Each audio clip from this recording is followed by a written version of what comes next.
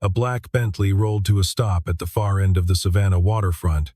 Just as the afternoon light turned the river the color of old copper, Vivian Ashford stepped out and walked toward the man sitting alone at the edge of a wooden dock. His flannel shirt was faded at the elbows. His hands were dark with grease. A wrench rested against the toe of his boot. She stopped, looked down at him, and asked a simple question. "Can I sit with you?" Marcus Reed nodded without looking up. She sat beside him, watching the river move. She did not know that the black man she had just asked permission to sit beside had quietly wired $24 million into her foundation over the past 6 years, and tonight, everything was about to unravel. The woman who had just lowered herself onto a weathered dock bench next to a grease-stained mechanic had no idea she was sitting beside the only person keeping her entire life's work from collapsing. Have you ever sat next to a stranger completely unaware that they had already changed your life years before you knew their name? 3 weeks earlier, before the dock, before the question, before any of it, Marcus Reed lived a life that no one in Savannah thought twice about. He woke at 5:15 every morning in a small clapboard house on the banks of the Wilmington River. Before he left, he placed a handwritten note on the kitchen table for his 8-year-old daughter Lily, and made sure her lunch was packed and her shoes were by the door. Then he drove to Harborside Marina, where he ran a one-man boat repair operation out of a rented slip. His hands were good. His prices were fair. His neighbors, most of them white, most of them lifelong Savannah residents, assumed he was a divorced black mechanic who had drifted south from somewhere up the coast after things fell apart. They were the kind of people who did not ask questions, not because they were polite, but because they had already decided the answers were not interesting. Marcus never corrected them. There was simply nothing he felt the need to explain. What no one in Savannah knew was that Marcus Reed had spent 12 years as one of the most successful fund managers on Wall Street. By 34, he was managing portfolios worth north of $5 billion for a boutique firm in Midtown Manhattan. His name appeared in industry publications with some regularity in those years, always in the context of performance metrics, always in a single sentence, and always without a photograph. He had preferred it that way even then. His wife, Diane, was a black pediatrician who had trained at Emory and built her practice in Atlanta, caring for children in communities that other physicians found inconvenient to serve. She was the kind of doctor who remembered her patients' birthdays and called families herself when results came back. She had a small lamp on her desk that she kept burning when she worked late into the night, and she used to say that money without direction was just noise. What she meant was simpler than it sounded. If you have more than you need, you already know where it belongs. Diane died in a car accident on Interstate 285 on a Tuesday morning in October when Lily was 3 years old. A driver who had run a red light at 60 miles an hour, the kind of thing that happens in 3 seconds and cannot be undone in any number of years. Marcus buried his wife in the cemetery behind the church in Atlanta where they had married, in a plot they had never once discussed because neither of them had imagined they would need to.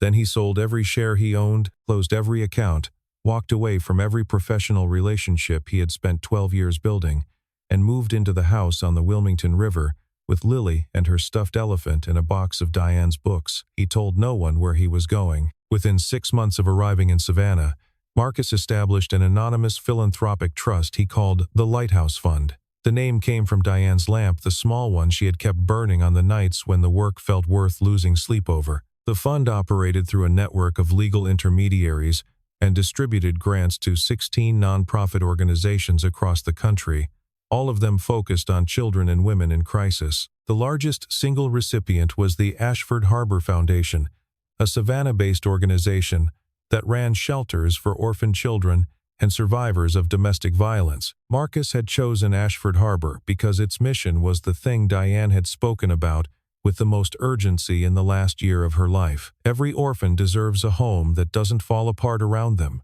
she used to say. Not a temporary arrangement, not a rotating door, a home. He intended to make sure they had one. That afternoon, Marcus picked up Lily from school at 3 o'clock sharp. She was 8 years old, quiet like her father, with her mother's wide, dark eyes, and a habit of drawing everything she observed with a seriousness that her teacher found either remarkable or unsettling, depending on the day. She climbed into the truck holding a sheet of construction paper.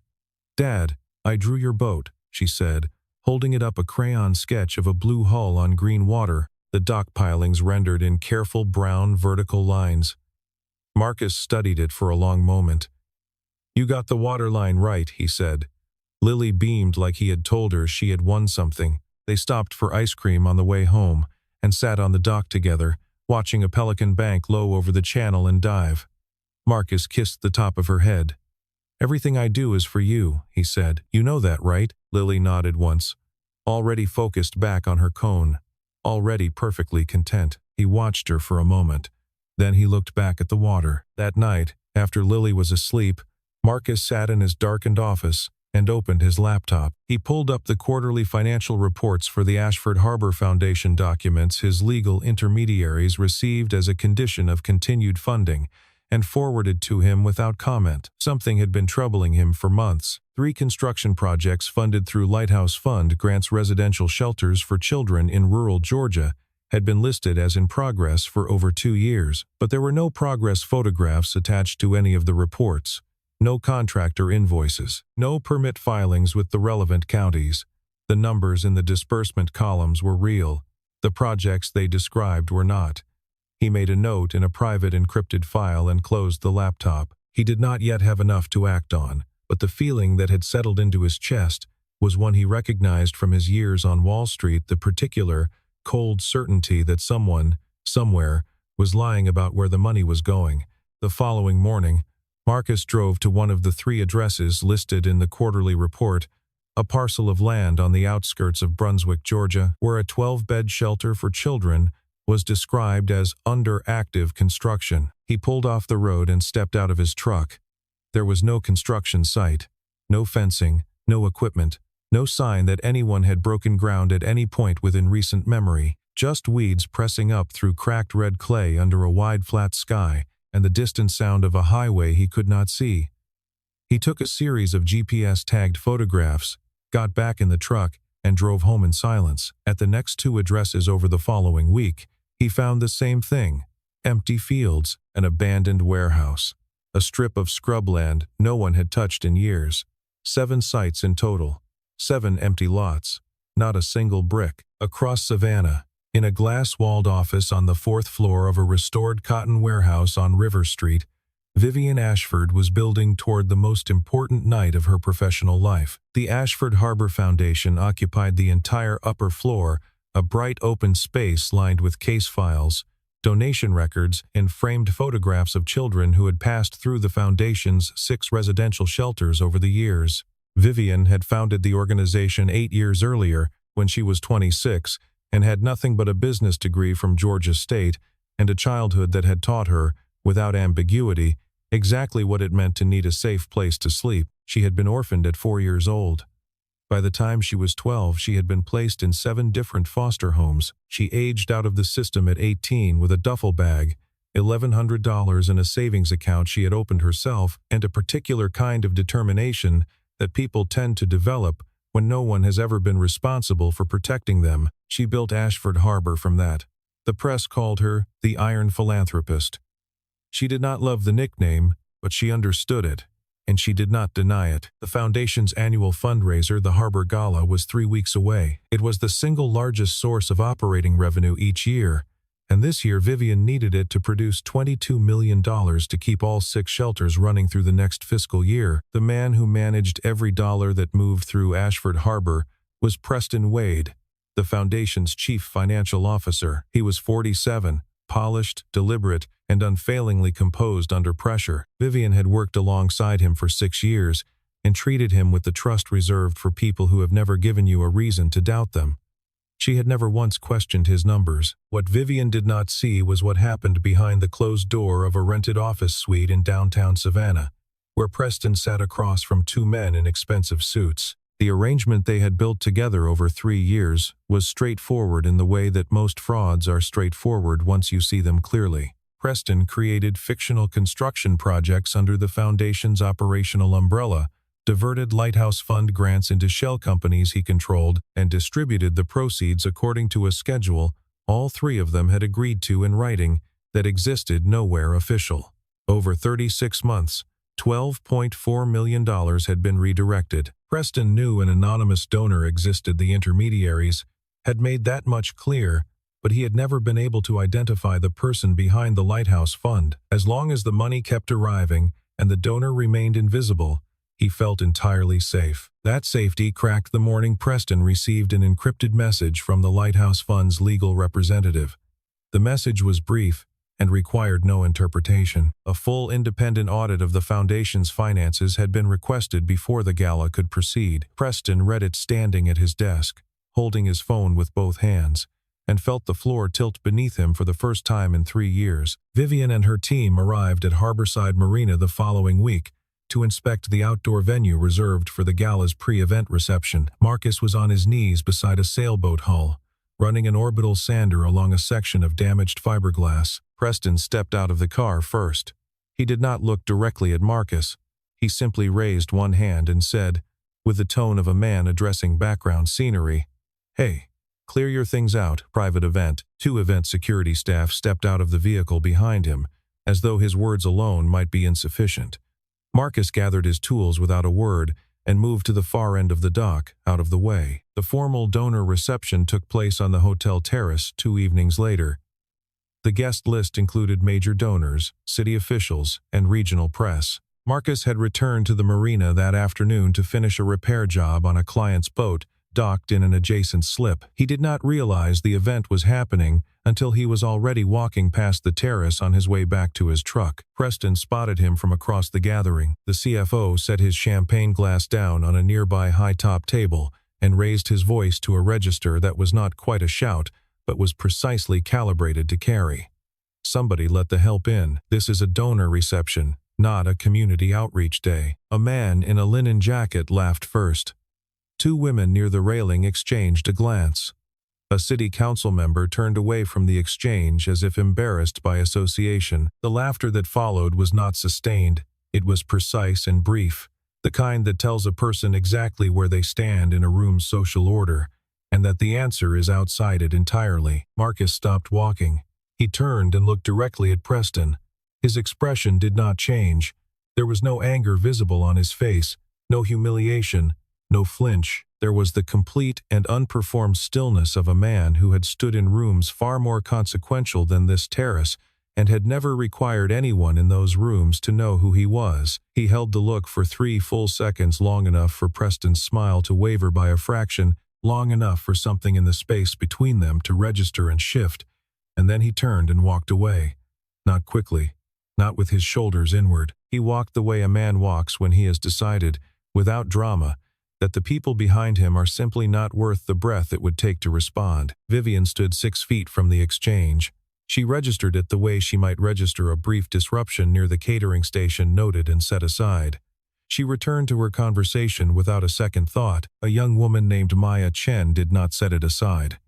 Maya was 29, a junior accountant who had joined the foundation 4 months earlier. She had been standing at the terrace railing when Preston humiliated Marcus, and something about the way the man responded, or rather, the way he declined to respond, had lodged in her in a way she could not immediately explain. She had seen people absorb public insults before. They flushed, or stammered, or retreated with their shoulders drawn in. Marcus had done none of those things. His stillness was not the stillness of someone absorbing a blow. It was the stillness of someone who had simply decided not to engage with something beneath his consideration. After Marcus left, Maya walked past Preston's table to retrieve a binder and noticed, half covered by a cocktail napkin, a manila folder stamped in red ink. Lighthouse Fund Confidential. She glanced around, pulled out her phone, and photographed the label before moving on. That same evening, Vivian sat with her laptop and searched for Marcus Reed of Savannah, Georgia. She found nothing. No LinkedIn profile, no social media presence of any kind, no business registration, no news mention, no public record that confirmed the man existed in any searchable form. In the current era, that quality of digital absence was not the result of negligence. It was the result of a deliberate and sustained decision to remain unseen. She sat with that thought for a while and found she could not put it down. The following afternoon, she returned to the marina for a venue walkthrough. The AV technician met her at the dock in a state of controlled anxiety. The sound and lighting system installed for the event had gone entirely dark. The control board was unresponsive. 2 electricians had already been called. Neither could arrive before the weekend. Marcus was sitting at the far end of the dock, a laptop open in front of him, columns of financial figures visible on the screen. He stood without being asked. He walked to the control panel mounted on the dock piling, opened the housing, studied the wiring configuration for approximately 30 seconds, and then reached in and began reconnecting components at a speed and with a precision that made the technician stop speaking mid-sentence. His hands moved through the circuit architecture with the certainty of someone who understood systems at a structural level, not just the wires and fuses, but the logic that organized them. 4 minutes later, the entire system came online. Lights, speakers, monitors, everything at once. Marcus closed the panel housing, wiped his hands on his jeans, and returned to his laptop as though nothing of particular note had just occurred. Vivian watched the movement of his hands across the keyboard. She watched the way he scrolled through columns of data with the fluency of someone who had spent years inside financial models, not engine compartments. There was something in the way he occupied space that did not match the faded flannel or the grease on his forearms. It was not arrogance. It was the complete absence of any investment in being perceived. She turned and walked to her car. At the door, she looked back once. Marcus had not moved and had not looked up. That night, Marcus put Lily to bed and sat on the edge of her mattress reading from the chapter book they had been working through for 2 weeks. When he reached the end of a chapter, Lily looked up at him with the direct, unhurried gaze she had inherited entirely from her mother. "Dad," she said, "why do people look at you like that at the grocery store?" He set the book down in his lap. "Like what? Like you're not supposed to be there." He was quiet for a long moment. The ceiling fan turned above them in the dark. "I'm there because I have a reason to be there," he said finally. "Same as everybody else." Lily considered this seriously. Then she nodded once, satisfied, and turned onto her side. Marcus turned off the lamp. He sat in the dark for a while after her breathing had steadied, listening to the river move past the house in the direction of the sea. 5 days before the gala, Vivian arrived at the office to find an email from the Lighthouse Fund's legal intermediary. The message was a single paragraph and had no preamble. Effective immediately, all disbursements from the Lighthouse Fund to the Ashford Harbor Foundation are suspended, pending completion of the requested independent audit. No further funds will be released until audit results are reviewed and verified. She read it 3 times. Then she pulled up the foundation's operating budget and felt the blood leave her face. The Lighthouse Fund accounted for 60% of the foundation's annual revenue. Without it, the gala was $8 million short of the number needed to sustain all 6 shelters through the following fiscal year. 420 children, more than 200 staff members, all of it resting on a wire that had just been cut. For the first time in her professional life, Vivian lost her composure in front of her team. She stood at the head of the conference table with both hands flat on the surface and told them the plain truth. "Our primary donor has frozen funding. If we don't close the gap before gala night, we begin shutting down shelters within 90 days. The room went silent in the particular way rooms go silent when the news is not a rumor. A program coordinator in the back row pressed her hand over her mouth. A case manager who had been with the foundation from its first year stared at the table without moving. Preston leaned forward. His expression was calibrated precisely to suggest concern without alarm. "This anonymous donor has always been a structural liability," he said. "No relationship, no transparency, no leverage. I've been in ongoing conversation with a group called Meridian Partners. They're prepared to step in as replacement anchor donor, and they're ready to commit before the gala. They understand the mission completely." His voice was steady, almost reassuring. What he did not say was that Meridian Partners was a shell entity he controlled, and that routing gala proceeds through it would allow him to extract an additional $5 million before the calendar year closed. Vivian was still considering the offer when she found the envelope.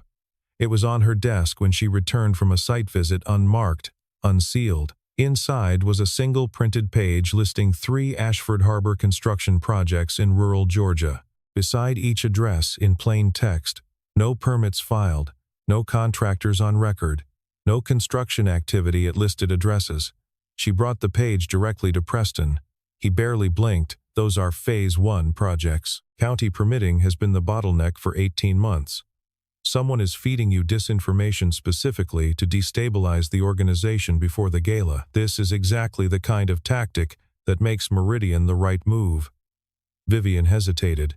Then she nodded. She wanted to believe him. She needed to. The following morning, Maya Chen was terminated.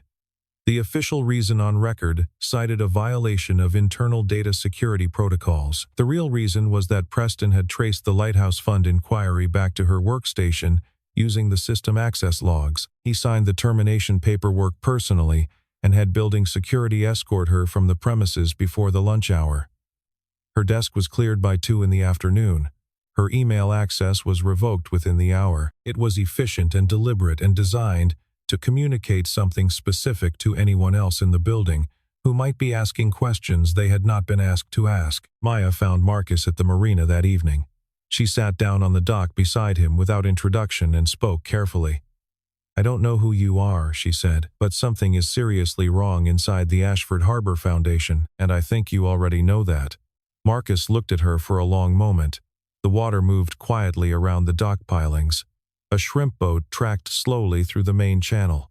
"Tell me everything," he said. That night, Marcus broke the one rule he had held to without exception for 6 years. He had always operated at a remove through attorneys, trustees, and encrypted channels, never permitting himself to be directly involved in the internal affairs of any organization he supported. But there was no longer time for that distance. He called the forensic accounting firm in Atlanta that he had retained during his final years on Wall Street, and authorized a comprehensive emergency investigation into the Ashford Harbor Foundation's complete financial records. He provided them with the full set of GPS-tagged photographs from every construction site he had visited himself, 7 addresses, 7 empty lots, 7 precise and indelible records of nothing where something should have been. At 2 in the morning, Preston's phone rang. One of his Meridian partners, his voice clipped and fast. "Somebody engaged a forensic audit firm out of Atlanta. They're pulling all of our corporate registration filings right now. Whoever this is, they are spending serious money and moving fast." Preston ended the call. He sat in silence for 10 seconds. Then he opened his laptop and began deleting files, working methodically backward through 3 years of records with the discipline of someone who had considered this possibility from the beginning and prepared for it. The following afternoon, Vivian's phone rang from an unknown number. She was transferred once, then again, and then heard a voice she could not immediately place level and unhurried, with no performance in it. "I'll be at the gala tomorrow night," the man said. "Have everything the auditors have produced ready to present." Then the line went quiet. She stood holding the phone for a long moment after, then she understood whose voice it was. She drove to the waterfront. Marcus was not there. The dock was empty. The wooden bench where she had asked if she could sit was damp with evening mist, and there was no one on it. His tools were stowed. His truck was gone. She stood looking at the empty seat and thought about the day she had asked the question, the way he had nodded without looking up, the completeness of his quiet, the fact that he had made room for her without hesitation or comment. She understood now. He had known who she was from the beginning.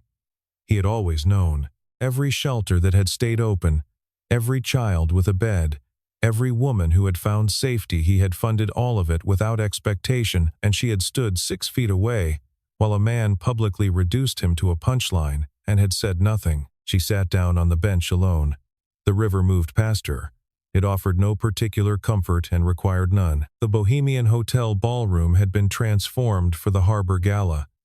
Crystal chandeliers hung above tables set with white linen, and low arrangements of magnolia and jasmine. 300 guests filled the room: donors, elected officials, press, people who measured their generosity in tax deductions and measured their status by who else was in the room with them. A string quartet played near the entrance. Waiters moved between tables with champagne. It was the kind of event that made people feel significant simply by virtue of their presence at it. Preston Wade stood at the podium in a custom suit, delivering the keynote address with practiced warmth. He spoke about the children the foundation had helped, the shelters that stood as proof of what generosity could construct, the future Ashford Harbor was building. He paused, let the room settle, and then made his move. He announced that the foundation had secured a new anchor funding partner. Meridian Partners, he said, would be stepping in to replace the previous anonymous donor, whose recent conduct had raised serious concerns about stability and good faith. He called it the beginning of a more transparent and reliable chapter. Vivian sat in the second row, hands folded in her lap. She did not applaud. The ballroom doors opened. Marcus Reed walked in. He wore a simple black suit with no tie and no ornamentation of any kind. His hair was trimmed and neat. His shoes were clean. He looked like a man who had put on the only good suit he owned and walked into a room where he clearly did not belong. And yet he moved through the entrance with the unhurried certainty of a man who had occupied rooms far more consequential than this one and had never once needed anyone in them to recognize him. 300 heads turned. Whispers moved across the tables. Several guests recognized him as the man from the marina, the one Preston had dismissed at the pre-event reception. A donor near the front murmured to his wife, "Isn't that the mechanic?" Preston stopped mid-sentence. His expression tightened into something between a smile and a warning. Security? He looked at Marcus with the particular contempt that only the genuinely afraid can manufacture. "This is a private gala. You need to leave." I invited him. Vivian's voice moved through the room without effort and without apology. She rose from her chair, smoothed the front of her dress, and walked toward the stage.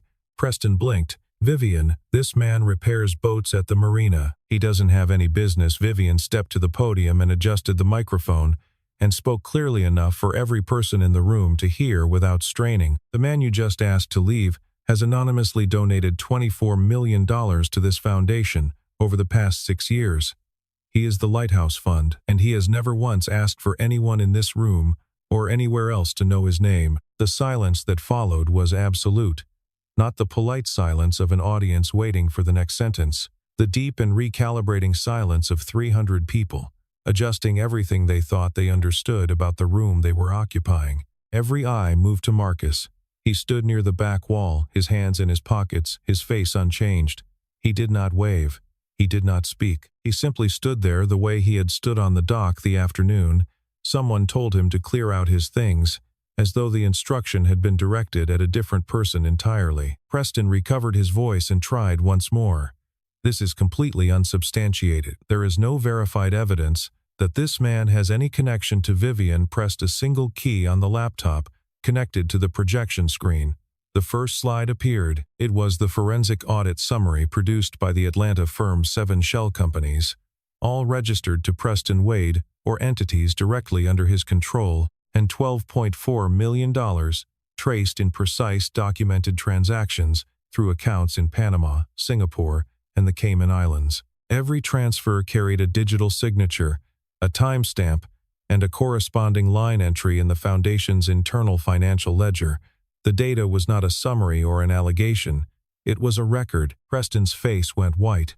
He took a step back from the podium, then another. His eyes moved to the exit at the far side of the ballroom. 2 men in dark suits were already positioned there, their credentials visible at their belts. They had been standing at that exit since before the first guest arrived. Marcus walked forward through the crowd, which parted without being asked. He moved with no haste and no theater, the way a man moves when he has made his decision and is simply traveling to the place where it will be carried out. He placed his laptop on the nearest table. A second set of images appeared on the screen. 7 locations. GPS-tagged photographs taken over 7 separate visits, with metadata displaying the date, the precise coordinates, and the recording device. Empty fields, a shuttered warehouse, an overgrown lot without a single evidence of disturbed soil. Not a foundation poured, not a permit filed, not a wall raised. His voice, when he spoke, was low and entirely steady, and carried across the room without effort. "Every dollar I sent has a log. Every project you claimed to build, I visited myself. 7 addresses, 7 empty lots, not a single brick." Preston pointed at him, his hand visibly trembling. "Who are you? You're nobody. You're just some anonymous." "I'm Diane Reed's husband." Marcus's voice did not rise. She was a pediatrician. She spent her career caring for other people's children. Her one wish was that every orphan would have a home that didn't fall apart around them. He looked at Preston steadily. "You took that wish and turned it into a bank account." No one in the room spoke. A woman in the 3rd row pressed her napkin against her eyes. A city council member set his champagne glass on the table and did not pick it up again. The string quartet, which had resumed softly during the presentations, stopped. 300 people sat in a silence so complete that the sound of the river through the ballroom windows became audible, the low and patient movement of water that had been running past this city for a very long time and would continue running long after this night was finished. The two federal agents walked forward. One of them addressed Preston by his full legal name and informed him that he was under arrest on federal charges of wire fraud, money laundering, and embezzlement. Preston attempted to pull away a single reflexive motion, the body refusing before the mind could stop it, but the agent's grip held without visible effort. His hands were placed behind his back, the handcuffs closed in a room so quiet that the sound carried to the final row of tables. He was led through the parted crowd, past the white linen and the champagne flutes and the still faces of every person he had spent 6 years deceiving, and through the ballroom doors. They closed behind him with a sound, like the last word in a long argument. Vivian turned back to the screen. She opened a second file, one the auditors had assembled from federal financial records that went beyond the Foundation's own accounts. The Lighthouse Fund had not only supported Ashford Harbor, it had funded 15 other organizations across the country. Schools for children with disabilities in Tennessee, women's shelters in Ohio and Maryland, a community health clinic in rural Alabama, a literacy initiative in West Virginia, transitional housing programs in Detroit and Memphis, early childhood education centers in rural Louisiana. The total amount distributed across all 16 organizations over 6 years was $91 million. Not a single recipient had ever known the donor's name. Not one had ever received anything but the money itself. She read the figure on the screen and felt the full weight of it settle into her chest. $91 million. 6 years. 16 organizations. And the man responsible for all of it had been sitting on a public dock in a worn flannel shirt, letting people call him the help, letting them dismiss him without comment, and had never once felt the need to correct them. She turned to find him.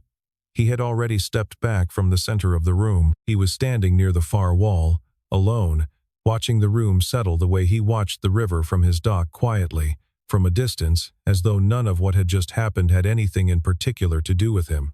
The morning after the gala, the Savannah waterfront was still. The decorative lights from the reception were still strung along the dock pilings, swaying slightly in the early wind off the river. The tables had been cleared. A heron stood at the channel's edge with the patience of something that had absolutely nowhere to be. Marcus was at the dock by 6, kneeling beside a center console that needed new spark plugs. He had changed back into his work clothes. His hands were already dirty. He had not checked his phone. He had not looked at the news. He had made Lily's breakfast, driven her to school, and come to the marina, the same as every morning, because the morning required the same things of him that it always had. He heard footsteps on the dock planks before he saw her. Vivian walked toward him carrying 2 paper cups of coffee. No heels, no jewelry. A plain jacket over a cotton shirt, no staff, no car idling at the curb behind her. She stopped a few feet from where he was working, and stood there, holding both cups, saying nothing. The river moved behind them. Neither of them seemed to notice it. After a while, she spoke. "Why didn't you ever say anything?" Marcus set down his socket wrench. He wiped his hands slowly on a shop rag, the way a man does when he is not in a hurry to answer, because he has been carrying the answer for a long time and does not need to rush it now. "Because it was never about who gave it," he said, without turning. "It was only ever about who received it." Vivian sat down beside him. The same spot, the same dock, the same bench where she had asked, weeks earlier, if she could sit. This time she did not ask. She simply sat. They stayed like that for a long time side by side, watching the water move, saying nothing, needing nothing said. A pelican banked low over the channel and lifted again into the pale morning air. Somewhere on the far bank, a boat engine turned over and caught and settled into a steady idle. The river went on the way. It always went on, indifferent and continuous and exactly what it was. 1 week later, construction began on the first children's shelter funded by recovered assets and the wave of new donations that had poured into the foundation in the days following the gala, contributions from people who had been in the ballroom and from people who had only read about it afterward, and from people who said nothing publicly and simply sent a check. Vivian arrived at the construction site each morning before the crew. On the 3rd day, Marcus appeared. He came not as a donor, not as a name on a dedication plaque, but as a volunteer. He spent the afternoon in the reading room, installing bookshelves, measuring and cutting and fitting, each one with the same unhurried precision he brought to every task he touched, as though accuracy were a form of respect. Late in the afternoon, a neighbor's car pulled up at the curb, and Lily stepped out with her backpack over one shoulder and a new box of crayons in her hand. She walked into the reading room, looked around at the sawdust and the fresh lumber and her father on one knee with a level against the wall, and sat down in the corner without being told to. She opened the box, selected the blue crayon, and began to draw. A dock, a boat, two people sitting side by side, looking out at the water in front of them. She looked up and saw Vivian standing in the doorway. Lily smiled at her, the way 8-year-olds smile when they have already decided they like someone. "Do you want to draw with me?" Vivian looked at Marcus. He gave a single small nod so slight it was nearly invisible, so certain it required nothing more. She crossed the room and sat down beside Lily on the floor. The three of them were together in a room that still smelled like fresh-cut wood, each one carrying a particular quiet of their own, but sharing the same roof, the same light coming through the same unfinished window frame. No declaration, no promise made out loud, just presence, the simple, undeniable fact of being in the same place at the same time, and meaning it. For the first time in 6 years, Marcus Reed was not sitting alone. Neither of them had been looking, and neither of them needed to say so.